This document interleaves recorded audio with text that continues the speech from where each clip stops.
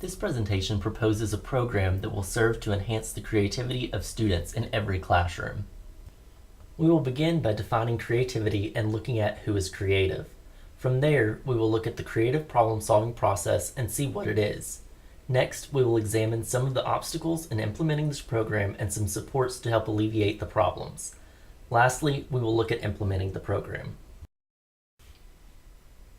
Creativity is a difficult concept to define. Different researchers will define creativity in various ways. A 2012 paper by Runco and Jaeger note that two of the most common parts of a definition of creativity include novelty and usefulness. Since creativity is heavily influenced by a person's life experiences, culture, and the society in which they live, it will be important for teachers to collaborate to define creativity in this school's setting. SAWYER notes that creativity definitions tend to fall into two categories, individualist and sociocultural. The individualist approach accounts for the processes of a single person, whereas the sociocultural approach requires that some type of product be generated that is useful to society. The individualist definition focuses on little c creativity, or everyday creative ideas such as changing a recipe when you do not have all the ingredients, or finding a new route to avoid traffic. On the other hand, the sociocultural approach tends to look at big C creativity, which is finding solutions to extremely difficult problems or significant works of genius. If young people believed that big C creativity is the only type, they may assume that since they have not contributed an eminent creation to society, they do not possess creative ability. This could prove to thwart important creative development.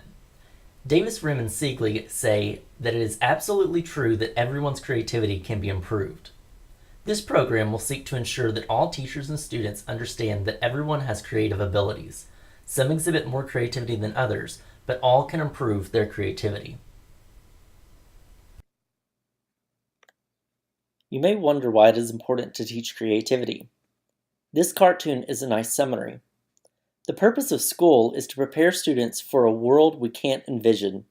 So when they're stuck with something they've never seen before, they choose to think instead of remember. Now that we know a little bit about what and who are creative, how are we going to develop the creative abilities of students? The creative problem-solving process was developed in 1963 by Alex Osborne. One of his colleagues, Sidney Parnes, was president of the Creative Education Foundation and spent nearly 40 years teaching and thinking about creativity. Parnes developed a modified model based upon Osborne's model. There are 5 or 6 stages to the process. The 5-stage model involves fact-finding, which has since been renamed to data finding, problem finding, idea finding, solution finding, and acceptance finding. The optional 6th stage, developed by Parnes and Treffinger, is actually at the very beginning and is called mess finding. Notice that in the figure, the lines at each stage move away from one another and then come back together. This is representative of one unique aspect of the model. Each stage begins with a divergent thinking phase and then incorporates a convergent thinking phase. That is, at the beginning of the stage, lots of ideas are generated without evaluating them for validity or feasibility. Afterwards, only the most promising ideas are selected to investigate further. The creative problem-solving process is useful as it allows students to work in a systemic manner to produce at least one feasible creative solution to a problem. Mess finding is the optional first stage of the CPS model. That is, the stage in which students discover challenges and opportunities. This will be the problem-finding stage that is included in most creative process models. Some questions to guide the stage suggested by Parnes are: what would you like to get out of life? What would you like to do better? What takes too long? What is wasted? Or what do you complain about? Davis includes more questions on page 120 of his book. The fact-finding stage involves listing everything you know about the chosen problem. According to ISAKSEN and Treffinger, these facts are based upon all the information, impressions, observations, feelings, and questions an individual may have towards the problem. Parnes suggests asking, who, what, when, where, why, and how questions during this stage. The next stage is the problem finding stage. In this stage, students will list alternate problem definitions. Students may ask, in what ways might we? For example, in what ways might we strengthen creative abilities? This really gets at the heart of what the actual problem is. Based upon the suggestions, a few promising possibilities are accepted to move on to the next stages.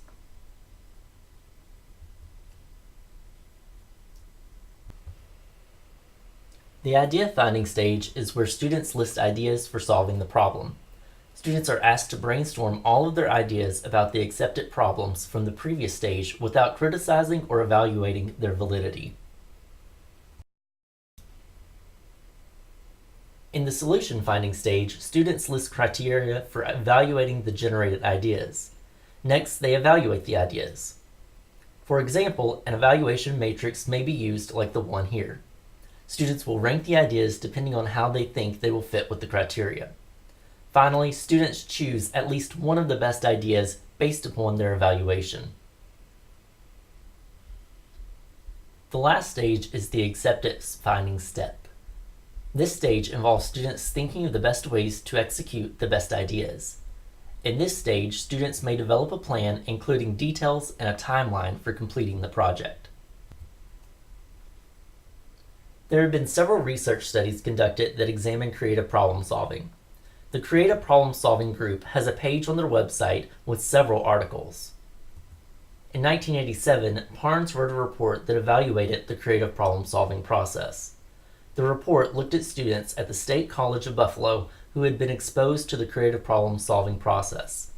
A post-test administered after 2 years shows that the group exposed to the creative problem solving process scored higher than the control group. Sawyer defines a creative process that is very similar to the creative problem solving model. In addition to Sawyer's model would be the inclusion of an incubation period. Gary Davis defines incubation as a period of preconscious, fringe conscious, off-conscious, or perhaps even unconscious mental activity that takes place while the thinker is, perhaps deliberately, jogging, watching TV, playing golf, eating pizza, walking along the lakeshore, or even sleeping. This is a very helpful stage in the creative process, but it is rather time-consuming. This aspect would be nice to incorporate after a teacher is experienced in the creative problem-solving process. Sawyer also includes a table in his book with research articles that pertain to the steps in his creative process. Cindy Burnett wrote a chapter in a book edited by Jane Pierto about her experience with the creative problem-solving process. She says, learning CPS empowered me because its methodical, scientific approach gave me a sense of control. It seemed as though I could tackle any problem and develop a creative solution. I also felt more grounded using the systemic approach because it was so different from the rapid, emotional problem-solving process I had previously relied on.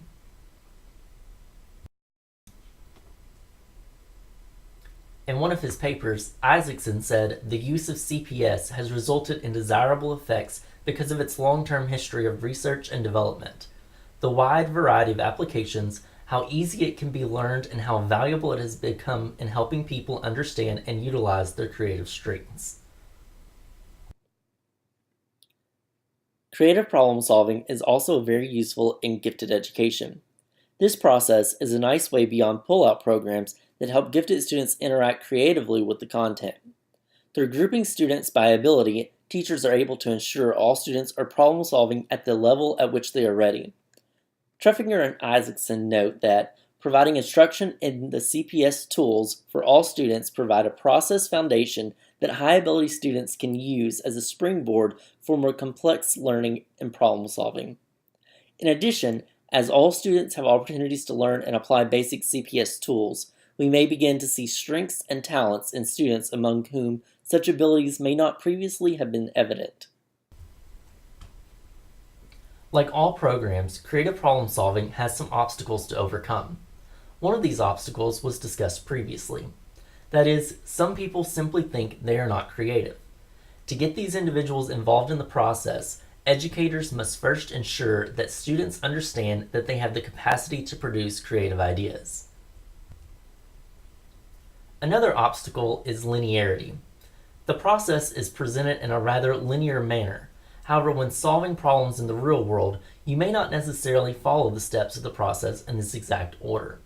You may get to a point and have to go back a couple of steps. Teachers must be flexible enough to allow students to move about the steps in a comfortable manner while still providing the appropriate structure to keep students on track. Another obstacle involves the various domains in which creativity may be exhibited. It is often thought that creativity only exists in the arts. However, people can be creative in any domain. For example, mathematics requires a lot of creative thinking. When solving a problem, the seemingly direct approach often results in a dead end, which requires the mathematician to develop new strategies. Allowing students to work with the math and ask questions will allow them to develop a creative interaction with math. Eric Mann noted that too often students who are talented in math think there is no creative component and go in a different direction. Incorporating the creative problem-solving process into the classroom will help students see the creative side to mathematics. To help math teachers learn to incorporate creative problem-solving into their classrooms, I will develop example lessons for teachers to use, with annotations to explain why each component is important. I will also come and observe teachers to provide feedback. Curriculum experts in other subjects will provide similar resources. For example, Jennifer Sheffield could develop science material, Tracy Inman could develop humanities and language arts material, and Julia Roberts can develop social studies material. The Future Problem Solving Program International was founded in 1974 by E. Paul Torrance, a notable creativity researcher. The program is based upon creative problem solving. Goals of the program include students becoming aware of the future to deal with it actively and optimistically, become more creative and learn to go beyond the obvious, improve communication, teamwork, and leadership skills.